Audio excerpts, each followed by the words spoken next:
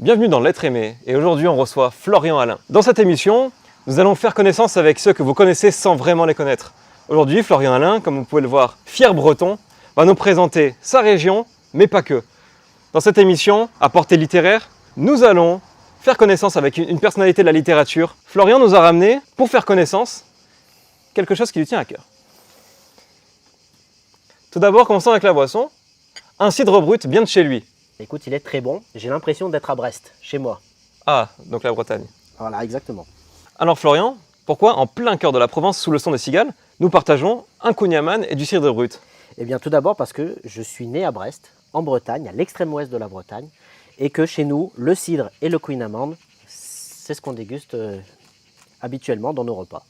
Alors là j'entends, Chez quand moi, on dit ouais. kouign-amann, est-ce qu'on le prononce tous mal? Et il y a une prononciation à la bretonne. Après, je ne suis pas un breton bretonnant, mais en tout cas, voilà, j'ai toujours entendu dire mes grands-parents et mes arrière-grands-parents dire le kouign-amann. Donc, on dit le kouign-amann. Alors, Gâteau au beurre en breton. Voilà. on va déguster ça.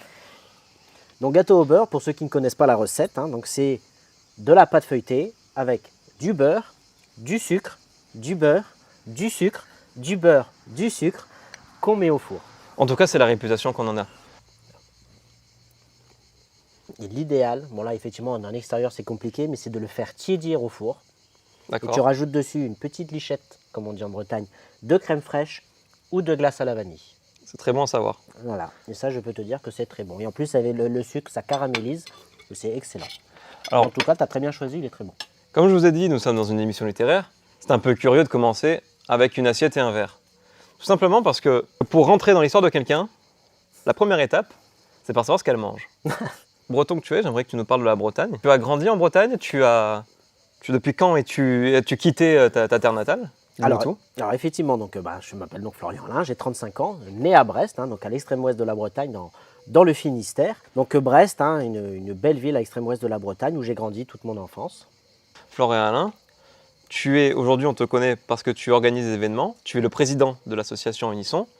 Récemment, on t'a connu pour le salon du livre de Jamnos, pour la fête du livre de Saint-Chamas. On t'a aussi vu pour le salon du livre d'Aubagne. Mais qui es-tu réellement? Qui je suis On te réellement. voit de partout, mais on ne sait pas qui tu es. Écoute, comme tu l'as dit, je suis le président de l'association Unisson, qui est une association loi 1901 qui a pour objectif l'aide à la création artistique sous toutes ses formes. Donc là, effectivement, dans le cadre d'aujourd'hui, c'est la littérature, mais c'est aussi sous toutes ses formes, que ce soit la musique, le cinéma et la littérature. Et voilà, donc c'est une association qui a été créée il y a 2 ans. En compagnie de Alice Masson, qui est la trésorière, Dominique Guénin qui est la secrétaire et Christelle Avon qui est la secrétaire adjointe. Et le but de cette association, comme tu l'as dit, voilà, c'est de faire, d'organiser des salons, d'organiser des séances de dédicaces, d'être une passerelle entre les auteurs et le public qui adore venir rencontrer des auteurs sur les salons. Et comme tu l'as dit toi-même, on l'a organisé le salon du livre de Gémenos, la première édition de la fête du livre de Saint-Chamas qui s'est déroulée début juillet, qui a été un énorme succès sous la présidence de Daniel Picouli, qui a été organisée par l'association Unisson, mais surtout par Christelle Avon, qui est aussi, comme on l'a dit, secrétaire adjointe, mais libraire sur Saint-Chamas, qui a fait un travail remarquable. Et on organisera là prochainement le salon du livre de la Bouilladis le 5 octobre. Alors pourquoi un Breton qui nous ramène à Bretagne avec nous fait ces salons ici en Provence? Quel est ton parcours? Pourquoi tu atterris ici? Alors j'ai atterri ici à Marseille, ça va faire pratiquement 6 ans au mois de septembre, parce qu'à l'époque, voilà, comme je l'ai dit, je l'ai grandi à Brest, et c'était une envie personnelle, professionnelle de se déplacer dans le sud de la France, puisque j'avais de la famille ici sur Marseille, à Ansuez-la-Rodonne exactement.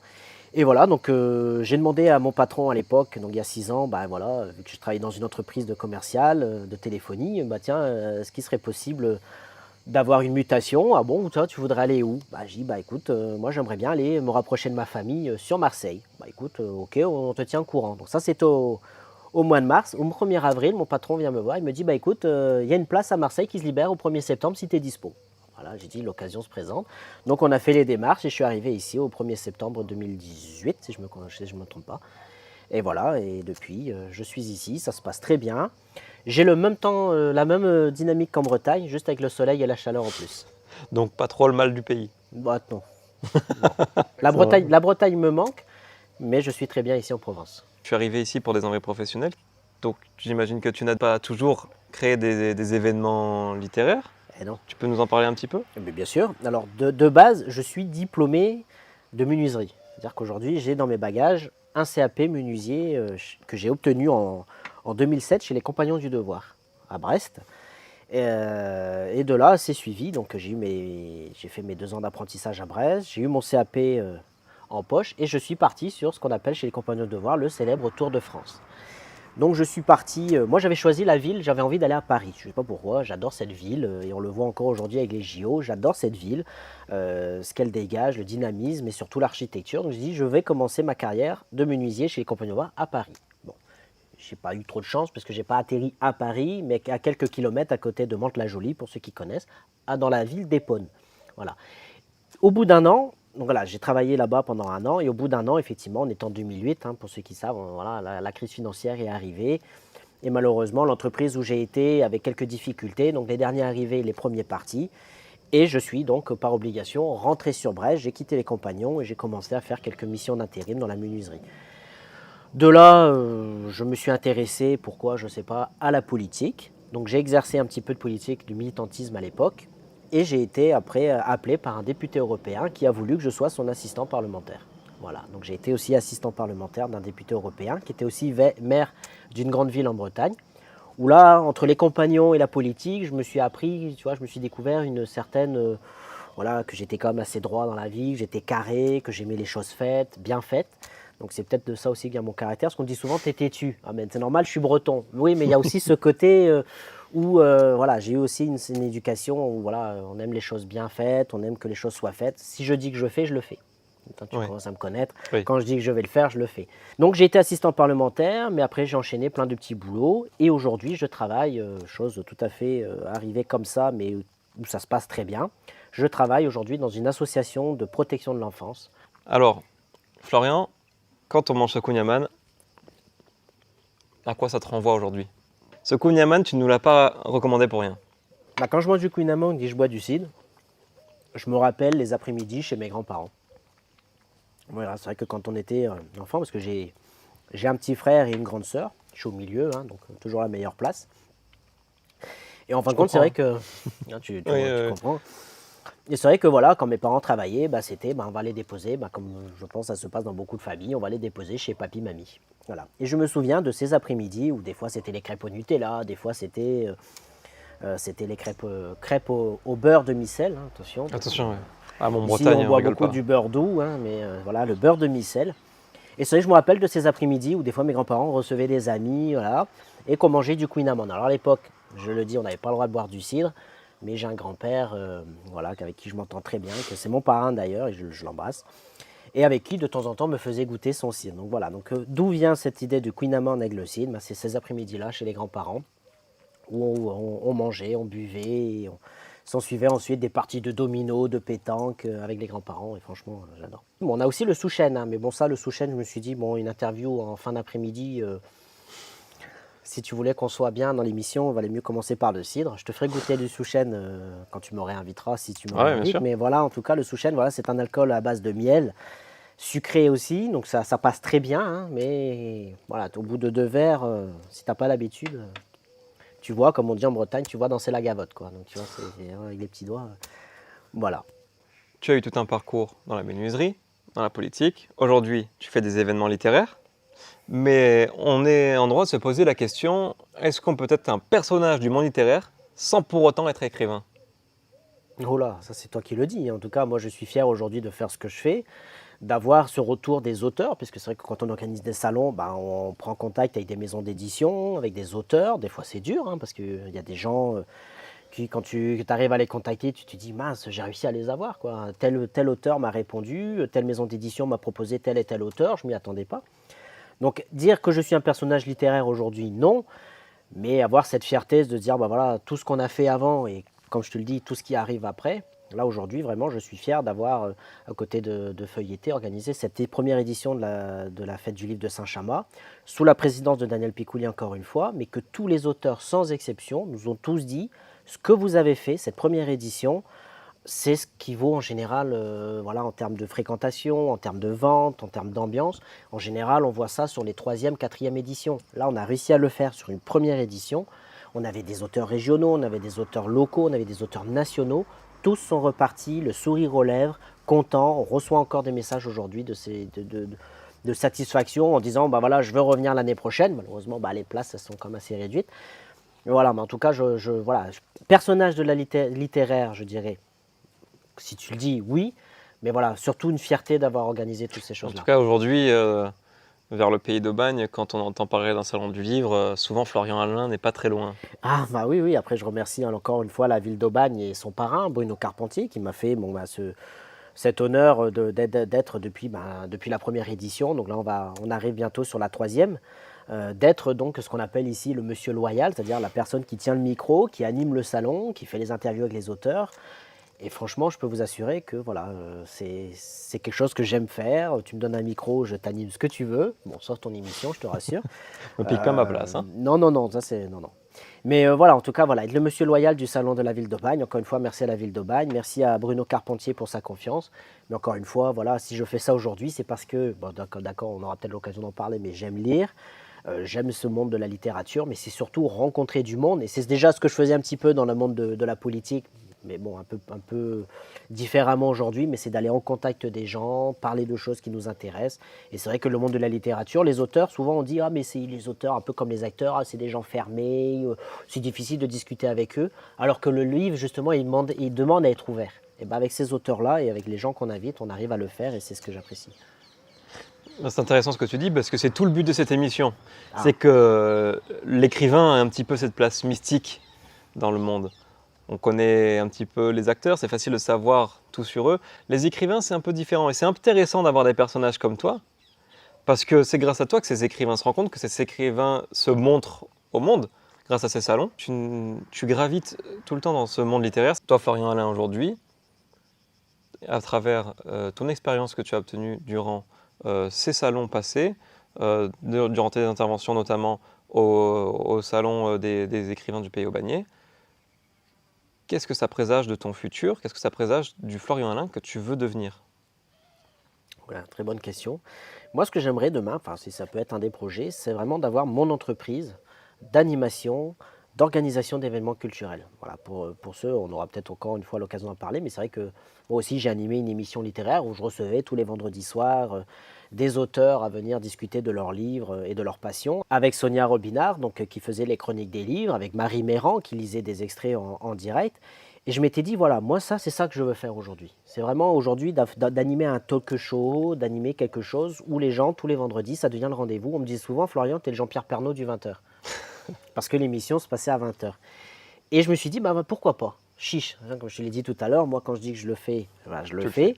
C'est un jour voilà, d'avoir ma propre émission, d'avoir mes propres salons, voilà, d'avoir mon entreprise pour organiser tout ça.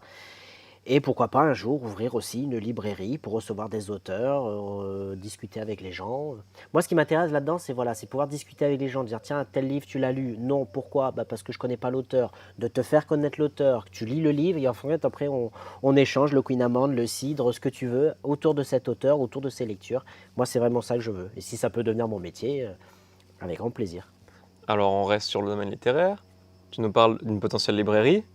Du coup, ma question naturelle, es-tu un lecteur? Et surtout, as-tu des petits projets d'écriture restés sous le placard? Alors, est-ce que je suis un lecteur? Oui, c'est vrai que je lis pas mal, même si je dois l'avouer, je lis de moins en moins parce que voilà, l'emploi du temps ne me le permet pas et au moment où je me pose pour lire, je lis un ou deux chapitres et je m'endors.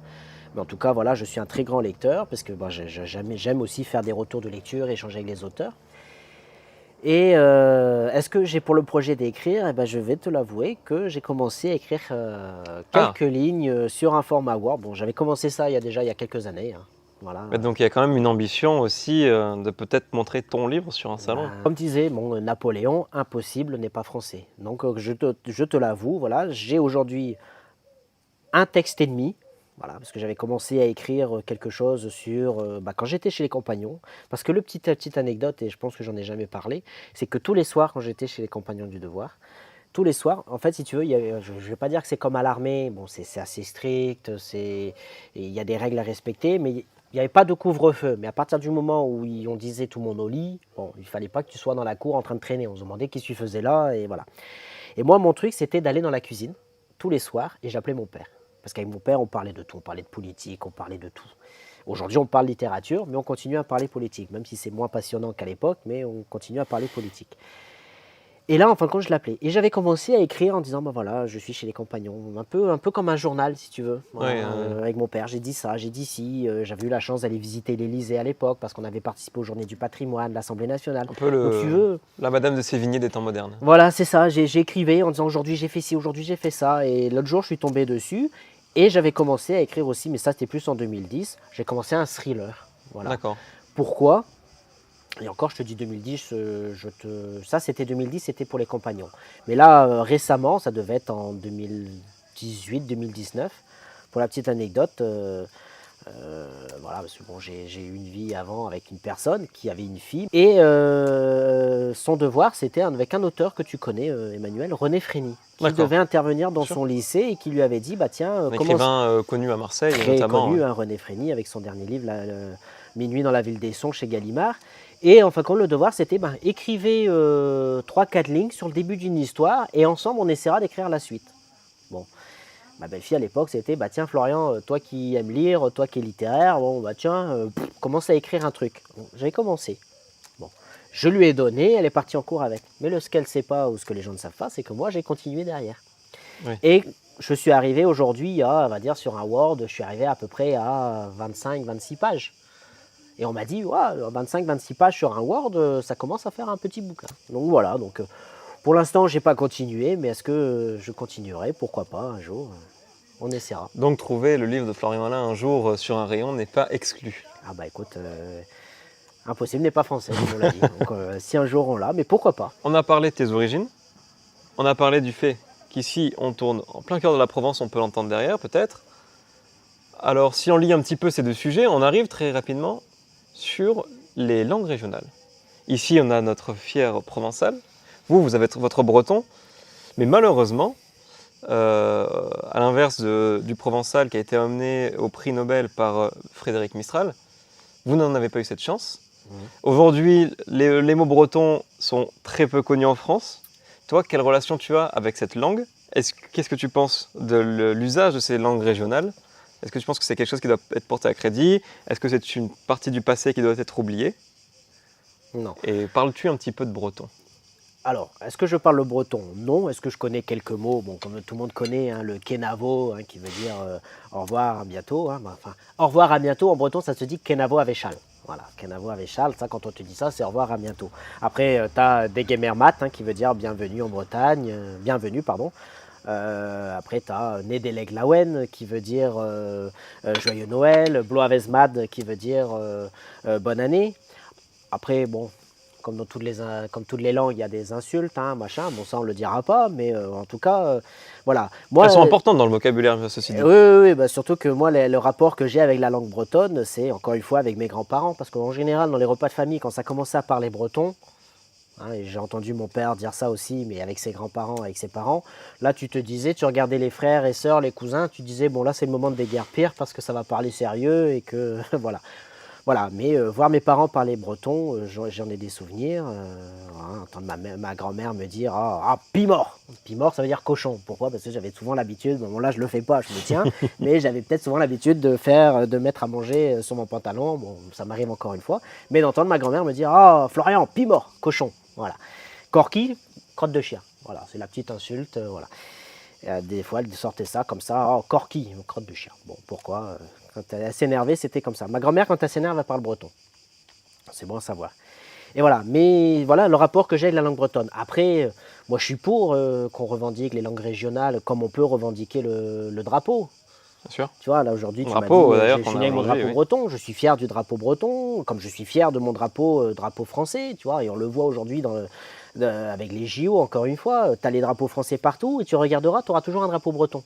Les Bretons, on est partout. C'est pour ça, c'est que la Bretagne ne peut pas être inconnue d'un Français. Je pense qu'il y a peu de gens qui doivent connaître l'existence d'un patois ou d'une langue du Languedoc. Par contre, le breton, la Bretagne, ça on la connaît et ils se font connaître. On se fait connaître pourquoi? Parce que déjà, on est breton, on est des gens sociables. Oui. Un peu n'importe où on va, peu importe. On le voit limite, à votre boisson déjà. Vois, avec modération. On est connu pour quoi le breton? On est connu pour être têtu. Tu me connais, tu le sais. On est connu pour être alcoolique, avec modération, mais comme j'ai toujours dit, en Bretagne, les soirs d'hiver, quand il pleut, qu'est-ce qu'on fait? On boit un coup, c'est normal. Ici, on boit le pastis, hein, c'est pareil. Hein, l'apéro, on parle du rosé, du pastis. Je ne te ferai pas de leçon. Voilà. Mais tu vois, c'est ça. Et puis de toute façon, voilà, être français, c'est quoi? C'est partager un bon moment autour d'une table, autour d'un verre. Ça, tout le monde le fait, tout le monde le sait. Ici, c'est le pastis, c'est les olives. En Bretagne, c'est le souchène, le cidre, et voilà. Et puis c'est intéressant aussi de parler de ça parce qu'on voit que toi, enfant du nord-ouest, moi, enfant du sud-est, on a la même relation avec nos langues régionales. Moi, ma langue régionale, je ne la connais qu'à la base par ma grand-mère, qui en sortait quelques expressions parfois de temps en temps et souvent sous le coup de la colère. Justement, donne-nous toi aussi quelques exemples de mots provençaux, si tu en connais quelques-uns. Alors, j'en connais et puis il faut les remettre dans leur contexte. Par rapport à ce que je disais sur ma grand-mère, c'était souvent quand elle n'était pas contente, elle nous traitait de chiapacans. Alors les chiapacans, ça vient de l'italien parce que bien sûr on a une relation étroite avec l'Italie. Le chiapacan, ça vient de l'italien qui veut dire attrapeur de chiens. Parce que les attrapeurs de chiens qui étaient souvent d'ailleurs, il me semble, dans les décharges, étaient faiblement habillés, avaient faible allure. Donc traiter quelqu'un de chiapacan, c'est pas quelque chose de très glorieux. Donc ça, j'ai le souvenir de ma grand-mère qui, qui traitait les gens qu'elle n'aimait pas trop, ou sous le coup de la colère simplement, de chiapacan. Mais on a tous un petit peu cette envie de faire renaître les langues régionales sans forcément la parler. Donc c'est intéressant de faire le lien entre ce provençal et ce breton qui a à peu près cette même histoire. On sait qu'il existe, on ne sait pas trop forcément à quoi il ressemble quand il est parlé. On a quelques impressions, quelques phonèmes, quelques prosodies de cette langue, mais ça s'arrête là. Et c'est un sujet, je pense, qui devrait être creusé un peu plus. Ouais, mais c'est ça. Et dans cette émission pourraient venir certaines personnes qui maîtrisent encore plus ce sujet, oui, il y en a que j'en ai en tête, notamment des Provençaux, qui se reconnaîtront sûrement, pour traiter des sujets des langues régionales qui sont très importantes pour moi d'ailleurs. Mais tout à fait, tu as tout à fait raison de le revendiquer. Il ne faut pas oublier d'où on vient, il ne faut pas oublier son passé. Et voilà, il y a beaucoup de mots aujourd'hui en français qui sont originaires d'une région ou d'une autre. Et vraiment, il ne faut pas l'oublier. Voilà, donc encore une fois, merci à mes grands-parents et à tous les papis et mamies de continuer encore aujourd'hui à... Et même les villes et les villages qui, je sais qu'il y a quelques villes en Bretagne, des écoles, hein, comme on dit, les réfractaires, les Gaulois, hein, qui viennent de là-bas, hein, les pays celtes, qui encore aujourd'hui apprennent le breton à l'école. Et moi, je suis vraiment pour ça. Bon, je n'ai fait pas partie de cette génération qui a appris breton à l'école. Mais voilà, je sais que mes neveux, mes nièces, si demain je les entendais dire 2-3 mots en breton, ça ferait plaisir. Ça me ferait plaisir. Comme aujourd'hui, même si ce n'est pas dans le programme commun de l'éducation nationale, il y a certains établissements où le provençal est enseigné, notamment, je crois, au lycée Thiers, où le provençal est enseigné. Tu as aussi les petits mots, comme moi, quand je suis arrivé ici sur Marseille et qu'on me disait ah tiens, par exemple, pour venir jusqu'ici, tu prends telle petite route. Bon, nous, en Bretagne, on ne parle pas de petite route, on parle de ribine. Ah bah tiens, tu arrives à machin et puis tu prends la ribine. Ah, la ribine. Aujourd'hui, je suis arrivé ici à Marseille, je dis t'habites où? Ah bah tu prends la ribine. Là, quoi? C'est bien de me le dire pour le jour où je vais en Bretagne. Hein. Ah voilà, la ribine, si tu entends quelqu'un te dire tiens, donne-moi si tu entends ta copine te dire donne-moi mon sardu, c'est donne-moi ton sac. Voilà, le sac à main, le sardu. Tu vois, donc c'est plein de petits mots comme ça qui sont dans le vocabulaire quotidien du breton que j'entends plus ici. Mais voilà, si un jour il faut parler breton en Provence, on essaiera de le faire. On a des étendards ici. Oui. Après, mais voilà, mais même pour revenir sur le provençal, franchement, c'est bien. Et on le voit avec, par exemple, les bandes dessinées de Marcel Pagnol qui toutes sont traduites aujourd'hui en provençal. Franchement, pour la nouvelle génération qui arrive, c'est bien. Comme je l'ai dit encore une fois, malheureusement, je ne parle ni le provençal ni le breton, mais de voir que ça se fait et que ça existe, et de voir aujourd'hui de jeunes enfants bretons, provençaux lire des livres dans leur langue régionale, moi, ça, j'adore. C'est vrai que ça augure du bon, je trouve, pour la préservation de nos langues, qui sont importantes. Ah bah oui, c'est important. Hein. Et moi, je me souviens de quelques manifestations en Bretagne qu'on fait. C'est souvent le premier dimanche de juin à Plougastel. Daoulas, mais encore une fois chez les grands-parents. Hein. À croire que je n'ai vécu que chez mes grands-parents. Mais... Non, mais mes parents, ils sont bretons, mais ils ne parlaient pas breton. Et voilà, après, tu sais, les parents, ils sont au travail. Voilà. Donc j'ai passé mon enfance aussi chez les grands-parents. Et même encore aujourd'hui, quand je rentre en Bretagne pour aller voir la famille, je vais, c'est l'escale. Il faut que j'aille chez mes grands-parents, voir mon grand-père, ma mamie. Et même quand ils viennent à Marseille, il faut qu'on se voit. Et là, tous les premiers dimanches du mois, ils font à Plougastel ce qu'on appelle la fête des fraises, où tu as le défilé avec la cornemuse, le biniou, les danses bretonnes, les tenues, tu vois. Même on parle de la langue, mais il y a aussi les tenues. Tu vois, ici en Provence, il y a la tenue, en Bretagne aussi. Et, tu vois, c'est des traditions. Tu vois, on parle du village provençal où tu as la mairie, le boulanger, le boucher, la fontaine, et voilà. Ça décrit Avec plutôt bien tuiles. les villages du coin. Oui. Voilà. Je te En le Bretagne, conseille. tu avais quoi? Tu avais l'église avec ses maisons avec les ardoises, parce qu'en Bretagne, il y a l'ardoise, enfin tu vois, la forêt de Brocéliande, enfin voilà, il y a plein de choses en Bretagne. Encore une fois, je ne vais pas faire la promo de la Bretagne, mais voilà, si vous connaissez une Oh, mais région que vous ne tu peux, connaissez pas, tu as commencé à la faire à ah cause de toi d'ailleurs, bah la promo de écoute, la Bretagne. bah là, il y a que du breton, hein. Là, on est sur du breton. Aujourd'hui, on Donc accueille voilà, mais vraiment, c'est une en région à enclave. découvrir. Alors oui, c'est vrai, il pleut beaucoup, mais il y a un proverbe hein, en Bretagne qui dit « En Bretagne, il ne pleut que sur les cons ». C'est-à-dire qu'ici, on est plutôt bien lotis quand même. Ah non, mais c'est ça. C'est un dicton qui existe. Voilà. Donc, ok, en Bretagne, mais il faut savoir qu'on a ici, on a le soleil toute la journée.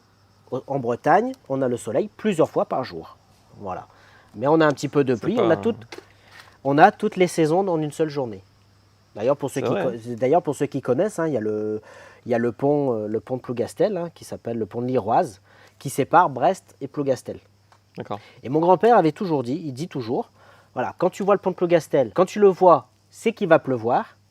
Quand tu le vois plus, c'est qu'il pleut. Donc voilà, donc ça te résume très bien le climat en Bretagne. Voilà. Tout à fait. Le climat en Bretagne, il a bonne réputation aussi. Mais dès qu'on commence à sortir du Midi, de toute façon, Ah bah le nord, c'est Aix. Hein. ah là, encore si on est gentil, maximum Avignon. Mais après Avignon, parce que bon, Avignon a quand même encore, je crois, quelques traditions. Mais et puis en général, quand on a le Palais des Papes et qu'on peut dire que c'est provençal, on se sert. Mais mais bon, c'est vrai qu'il y en a dès qu'on passe Cuges-les-Pins, c'est terminé. Ah bah ça. Alors qu'en Bretagne, c'est partout où tu es, tu es en Bretagne. Même à Paris, on est en Bretagne. Hein. Ah, mais il faut bien aller chercher le Mont-Saint-Michel. Hein. Alors là, attention, parce que le Mont-Saint-Michel... Alors vas-y, explique-nous. Oh, Donne-nous bon, une bah, tiens, réponse moi, sur ce Mont-Saint-Michel. je vais pas faire de débat, mais comment on appelle ça, de conflit. Mais géographiquement, si tu regardes, le Mont-Saint-Michel, il est en Bretagne. Mais Parce qu'il il appartenait aux Bretons. je sens un mais quand même. Oui, oui, oui, non mais après moi, tu sais, après qu'il soit breton ou normand, il n'y a pas de souci. Moi, j'ai des amis en Normandie, on s'entend très bien, on boit aussi du cidre. Donc pour te dire, bon, à croire que dès qu'on s'entend bien avec les gens parce qu'on boit un coup, non, c'est pas ça. Mais c'est que voilà, on aime le partage en Bretagne et ça fait partie de ça. Mais tu regardes géographiquement, le Mont-Saint-Michel, il est en Bretagne. Mais aujourd'hui, financièrement, il appartient aux Normands parce que les Bretons l'ont vendu aux Normands parce qu'à l'époque, c'était voilà, un vieux monastère qui coûtait de l'argent au niveau d'entretien. Ça a été acheté par les Normands qui en ont fait ce qu'on connaît aujourd'hui. Et le Breton, qui est un petit peu jaloux, se dit bah ouais, mais la base, le Mont-Saint-Michel, il est à nous. Pourquoi? Parce que effectivement, quand on voit ce que c'est aujourd'hui, ça serait mieux chez nous. Mais en tout cas, géographiquement, il est en Bretagne. Moi, je le donne gentiment et cordialement aux Normands, il n'y a aucun problème. En tout cas, nous, on a de la chance, on n'a pas d'autoroute. Donc, quand vous roulez en Bretagne, ça ne coûte pas d'argent, c'est très bien. On appelle ça la voie express en D'accord. Bretagne. Ici, on appelle ça la rocade, l'autoroute. Dès que ça atteint 110, c'est l'autoroute ici. Bah, chez nous, c'est la voie express. Pour aller à Quimper, tu prends la voie express. C'est 90 tout le long. C'est après, tu as un petit moment où c'est à 110, tu prends la voie express. Tu vois, c'est express, tu vois. Il doit y avoir des pressés quand même sur la route. Hein. Je pense qu'on fait venir un Provençal, on l'emmène là-bas. Je pense que... Bah ici, ici au niveau conduite, c'est vif, hein, très, très, très tendu. Hein. Même mon père me le dit. Hein. Il dit dès qu'on sort de Marseille, Florian, t'es calme, tu conduis bien. Dès qu'on passe Marseille, on a l'impression que là, on met un autre Florian à la place. T'es tout en deux. Bon, voilà, ils sont nerveux, les Marseillais. Mais des fois, on a envie de dire en Bretagne, avec toute l'amitié que j'ai pour eux, bien évidemment, des fois, on a envie de dire bon, appuie sur le champignon un peu quand même, parce que voie express, c'est express justement. Donc accélère un peu. Normand ou breton, nous, on regarde ça avec des pop-corn. On regarde un peu vous disputer. Nous, de toute façon, on en est loin. C'est comme le débat. Nantes, c'est en Bretagne ou c'est pas en Bretagne? Quand tu regardes les matchs de foot, et voilà, je pense que vous l'avez remarqué, je suis fan de foot. J'adore le Stade Brestois. En Ligue des Champions l'année prochaine en plus. Ah, là, Alors, je suis bravo, fier. Ah, bravo. franchement, Bravo les Là, Brestois. j'entends déjà les applaudissements derrière la caméra. Mais quand on dit Brest-Rennes, un derby, oui. Brest-Guingamp, un derby, oui. Brest-Nantes, un derby, non. Ah oui, Non. là-dessus, Non, Brest-Nantes, ça peut être un derby au niveau sportif, mais Nantes n'est pas en Bretagne. Même si on me dit, oui, mais il y a Anne de Bretagne. Oui, elle a vécu, elle a vécu à Nantes, mais géographiquement peut-être, mais moi je ne pars du principe que non. Aujourd'hui, Nantes est en Loire-Atlantique. Et tu as ceux, pareil, hein, et je l'entends, qui te diront, oui, mais géographiquement, Nantes est en Bretagne, mais est dans le département de la Loire-Atlantique. Mais moi, pour moi, Nantes n'est pas en Bretagne. Voilà. c'est intéressant à savoir, c'est des combats parfois qu'on ignore ici. Oh, mais des combats en Bretagne, il y en a beaucoup, hein. Surtout qu'en général, la tête des Bretons, il faut qu'elle marche droit. Ce qui n'est pas tout le temps le cas, puisqu'on boit de magnifiques boissons. Et j'allais te demander, ici, on a notre Longomaille. Est-ce que vous avez un petit mot, vous, chez vous, on dit Et comme on dit chez nous, Yeremat. Yeremat. Voilà. Hop là. Encore une fois, à consommer avec Modération. modération. C'est qui modération? Le voisin. Ah voilà, c'est bon. C'est un plaisir de partager ce moment avec toi, manger du Queen d'amande, boire un petit verre de cidre avec le son des cigales au soleil. Bon, qui s'est caché lui aussi, mais franchement, c'était Mais sympa. c'est grâce à ce Kunyaman qui est d'ailleurs rapidement parti de mon côté, on va le dire, ce qui est plutôt flatteur. Ah ben mange, mais je te Qu'on- promets que la prochaine fois, je Qu'on te ferai un Queen découvre d'amande maison. qui tu es, que tu es breton. Parce que je pense que pas mal de personnes qui ont travaillé avec toi l'ignorent. Enfin, c'est pas- bon. Oh, c'est dur de Je pas le savoir sais que parce je suis que je breton. suis un Déjà par mon super- caractère, on sait que je suis breton. Ouais, après des têtus ici, on en a des beaux aussi. Mais dans un salon du livre, Florian Alain, qu'est-ce qu'on voit de lui? Et là, paf, il a disparu. Il est là, on le voit, hop là, Florian est là, il est plus là. Mais en réalité, c'est rare d'avoir ces moments où on peut se dire, mais qui est vraiment cette personne qu'on voit, dont on voit le travail, mais qu'on ne connaît pas réellement? Et les futurs invités de cette émission, ce sera pareil. On les verra assis sur une chaise, on se dira, ah, lui, je le connais, mais est-ce que je le connais? C'est pour ça que cette émission existe. Et ben, j'espère que les gens me connaîtront et auront une belle image de moi en tout. Parmi tous les arts qui existent, il y en a deux qu'on arrive souvent à relier l'un avec l'autre. C'est la littérature et le cinéma. Souvent parce qu'on voit au cinéma des films qui sont inspirés de livres. Toi qui gravites autour des livres, est-ce que du coup tu n'as pas une petite attirance naturelle vers le cinéma? Peut-être envie aussi de faire des petits événements sur le cinéma? Est-ce que c'est un projet là-dessus? Ah, alors, est-ce que c'est un projet? Faire du cinéma, j'ai envie de te dire, bon, sans citer personne, je pense pas que ce soit un projet de faire du cinéma. Mais pour ceux qui me connaissent voient que voilà, moi je suis quelqu'un d'assez, je suis quelqu'un de naturel. Voilà, moi je me cache pas derrière, je suis quelqu'un de naturel et normal. Voilà, je me cache pas derrière une façade en disant il est comme ci avec un tel, il est comme ça. Je suis normal, comme dirait un ancien président. Mais j'adore faire rire, j'adore rigoler. D'ailleurs, j'ai une page TikTok. Oui, c'est ce que j'allais te dire. Tu as une petite page TikTok où tu reprends quelques petits extraits de cinéma. Oui, ça m'arrive de prendre des extraits de cinéma, essentiellement de Funès, parce que j'adore Louis de Funès. Hein. Quand souvent on dit c'est qui ton acteur préféré, je dis j'adore Louis de Funès. Ouais, mais qui est vivant? Qui est vivant, il y en a plein. Moi j'adore Jean Dujardin, par exemple. On citait qu'un, parce que sinon la liste est longue, mais j'adore Louis de Funès. Voilà, parce que Louis de Funès est un acteur qui savait faire rire, mais en même temps qui dans la vraie vie était très très très réservé. Puis il a eu un parcours de vie comme assez exemplaire. Voilà, le gars, il s'est fait connaître à 50 ans. Je veux dire, tu commences ta carrière au cinéma à 50 ans.